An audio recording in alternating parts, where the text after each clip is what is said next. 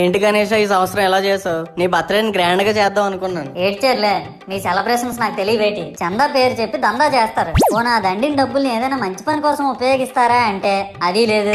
పైగా నా విగ్రహాన్ని కొనడానికి పెళ్లి సంబంధాల్లో పిల్లని చూడడానికి వెళ్ళినట్టు పొలోమను 10 మంది వెళ్తారు. అందులో ఒకడికి ఆ బొమ్మ నచ్చిందని, ఇంకోటికి ఈ బొమ్మ నచ్చిందని. నా కర్మ ఏంటంటే అక్కడ ఉన్నవన్నీ నా బొమ్మలే. మళ్ళీ తీరా 10 మందికి ఒక బొమ్మ నచ్చాక అమ్మేటోడు అలుసుగా తీసుకొని 10,000 15,000 అని బాంబు పేలుస్తాడు. ఎందుకురా బాబు ఇంత రేట్ అంటే కలకత్తా నుంచి తెప్పించామంటాడు. నాకు అర్థం కానిది ఏంటంటే ఎక్కడైతే నేను కలకత్తా నుంచి అయితే నాకన్నా మొనగాడు వస్తాడా, అక్కడ కూడా నేనే కదా. ఇలా నన్ను బజార్లో పెట్టి బేరం ఆడి నా మొహానికి ముసుగేసి వ్యాన్ ఎక్కిస్తారు. ఆ వ్యాన్ డ్రైవర్ గాడు నేనున్నానని కూడా చూడకుండా ఏదో ఆలోచించుకుంటూ డ్రైవ్ చేస్తా గతకల్లో గబ్బి గుబ్బి మని తించేసి నా కాల్లో చెయ్యి ఎరగొట్టేస్తాడు. ఈ విషయం చందాలు ఇచ్చిన చిన్నోళ్ళకి తెలిస్తే మళ్ళీ ఇరిగిపోయిన బొమ్మ పెట్టకూడదని ఏ బొమ్మ రాసి కవర్ చేసేస్తాడు. సరేలే, జరిగిందేదో జరిగింది, నా భక్తులే కదా, కూల్ బ్రో అని చిల్లయ్యే లోపు నన్ను పందిర్లో పెట్టి ముసుగు తీసి నాకన్నా పొడుగుండే సౌండ్ బాక్సులు 2 నా చెవులు పక్కన పెట్టి